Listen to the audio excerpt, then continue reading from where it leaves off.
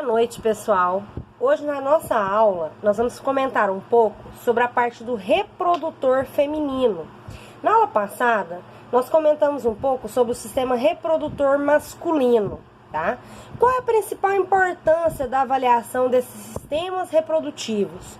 Hoje, o nosso principal intuito, na zootecnia é a reprodução, ou seja, a eficiência reprodutiva.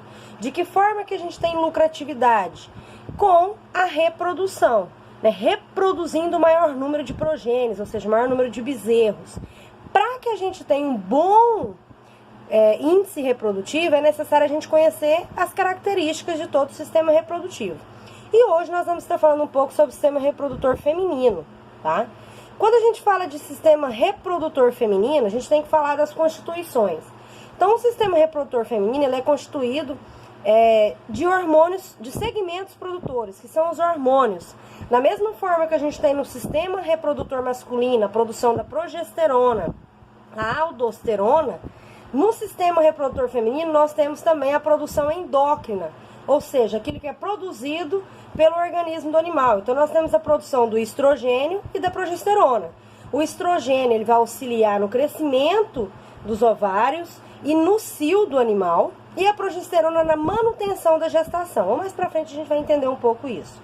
A parte exócrina, ou seja, o organismo produz, e aí o que vai ser crescido, o que vai ser desenvolvido? Então a gente tem a parte exócrina, que são os gametas femininos.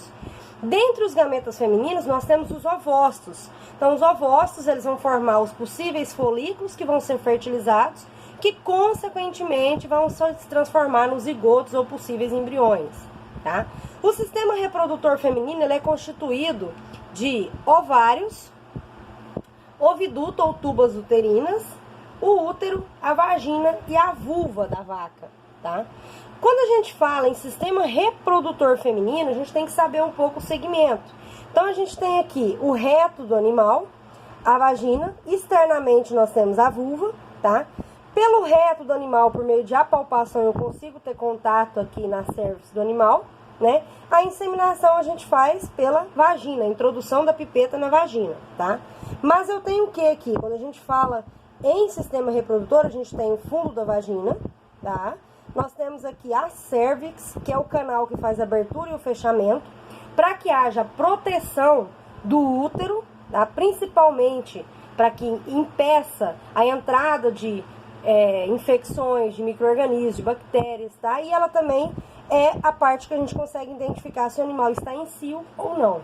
A gente tem o útero do animal, os cornos uterinos, por onde faz toda a passagem, dos folículos para ocorrer a implantação no útero. Nós temos aqui a parte do oviduto, tá? E os ovários, que é onde são formados os folículos, tá? Que vão ser fertilizados. Quando a gente fala em sistema reprodutor feminino, a gente colocou uma foto aqui, só para vocês darem uma observada, ver se eu consigo dar um zoom para vocês verem, tá?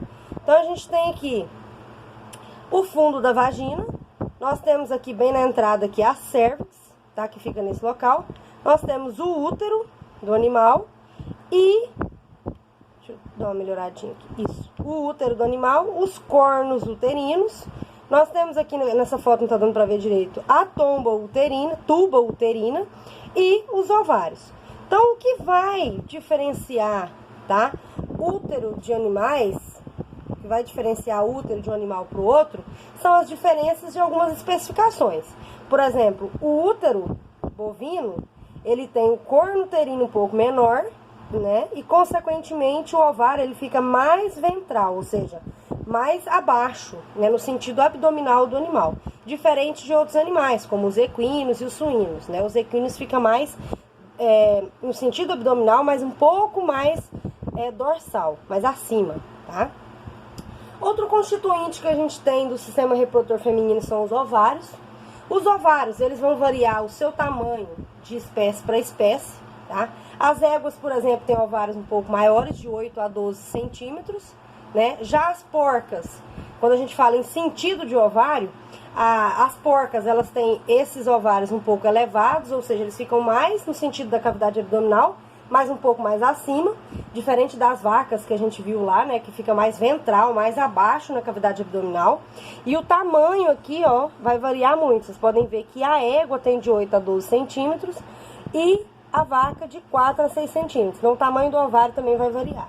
A ovelha, por exemplo, ela já tem um ovário bem menor, tá? É uma característica de alguns animais.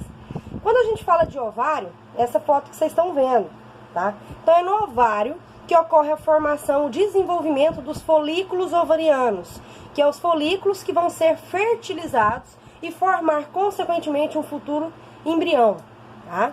Os ovários, eles vão variar de tamanho de acordo com o estado fisiológico do animal. Então, a gente tem animais que estão entrando no cio, animais que estão sofrendo a ação de estrogênio, que é o hormônio de crescimento, e aí ele vai chegar num tamanho maior, né? No tamanho que tem uma maior produção de folículo, tá? Essa foto aqui, vocês estão vendo aqui, à esquerda, tá? O que que acontece? Aqui a gente tem um ovário que ele já é constituído dos folículos dominantes, ou seja, um folículo que ele já se desenvolveu e ele está próximo de ser ovulado, ou seja, de ser expelido. Então ele vai liberar o folículo que está aqui, o folículo dominante, ele vai lá para a tuba uterina para ser fertilizado e encontrado pelo sêmen, tá? Então o que que acontece dentro do ovário?